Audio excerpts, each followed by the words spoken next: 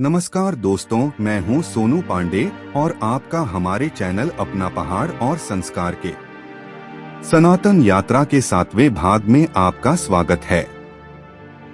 हिरण्याक्ष की मौत से ही हमारे सबसे बड़े त्योहार होली और भगवान विष्णु के सबसे रौद्र रूप नृसिंह अवतार की नींद पड़ गई थी। आज हम जानेंगे कि कैसे एक भाई की मौत का बदला लेने की आग ने होलिका दहन को जन्म दिया और कैसे हुआ हिरण्यकशिपु का अंत। चलिए शुरू करते हैं।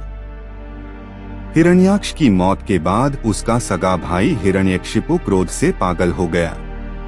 उसने भगवान विष्णु से बदला लेने के लिए ब्रह्मा जी की घोर तपस्या की और अमरता के करीब पहुंचने का ऐसा वरदान मांगा जिसे तोड़ना असंभव लगे। वरदान पाते ही उसने तीनों लोकों में हाहाकार मचा दिया। लेकिन नियति का खेल देखिए, उसी के घर में एक बेटे ने जन्म लिया, प्रहलाद, जो उसी भगवान विष्णु का परम भक्त निकला। जब हिरण्यकशिपु को पता चला कि उसका अपना खून ही उसके दुश्मन को पूजता है, तो उसने प्रहलाद को मारने की ढेरों कोशिशें की। अंत में उसने अपनी बहन होलिका को बुलाया। दोस्तों, यहाँ एक बहुत बड़ा रहस्य है। होलिका के पास अग्नि से बचने की शक्ति आई कहां से? दरअसल होलिका ने ब्रह्मा जी की घोर तपस्या की थी। उसकी तपस्या से प्रसन्न होकर ब्रह्मा जी ने उसे एक दिव्य चुनरी वरदान में दी थी। वरदान यह था कि अगर होलिका इस चुनरी को ओढ़कर आग में बैठेगी तो अग्निदेव उसे जला नहीं पाएंगे। लेकिन इस वरदान के साथ एक नियम भी था कि अगर इसका इस्तेमाल किसी निर्दोष को मारने या पाप करने के लिए किया गया तो यह शक्ति काम नहीं करेगी। अहंकार में अंधी होलिका प्रहलाद को अपनी गोद में लेकर धधकती चिता में बैठ गई। लेकिन सनातन विज्ञान कहता है कि प्रकृति अपना संतुलन खुद बनाती है।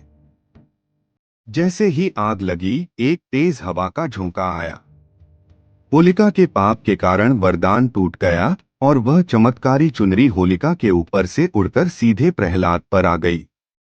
होलिका उसी आग में जलकर भस्म हो गई और प्रहलाद सुरक्षित बाहर आ गया। इसी बुराई के भस्म होने की खुशी में हम आज भी होलिका दहन मनाते हैं। होलिका दहन के अगले दिन हम रंग खेलते हैं, जो आगे चलकर द्वापर युग में भगवान श्री कृष्ण और राधा रानी के प्रेम का प्रतीक बना। यानी होलिका दहन बुराई को जलाने का दिन है और रंग वाली होली दुश्मनी भुलाकर एक दूसरे को गले लगाने का त्योहार है। लेकिन दोस्तों, कहानी यहाँ खत्म नहीं होती। जब हिरण्यकशिपु ने अपनी बहन को जलते और प्रहलाद को बचते देखा तो उसका क्रोध सारी हदें पार कर गया। उसने अपनी तलवार निकाली और प्रहलाद से चीखकर पूछा, कहाँ है तेरा भगवान? क्या इस निर्जीव खंभे में है? प्रहलाद ने शांत स्वर में कहा, हाँ, मेरे नारायण कण-कण में है। यह सुनकर हिरण्यकशिपु ने अपनी तलवार से उस खंभे पर जोरदार वार किया। तभी एक ऐसी भयंकर गर्जना हुई जिससे तीनों लोग कांप उठे। खंभे को फाड़कर भगवान विष्णु का नृसिंह अवतार प्रकट हुआ, आधा शरीर इंसान का और आधा शेर का। अब यहाँ सनातन धर्म का विज्ञान और न्याय देखिए।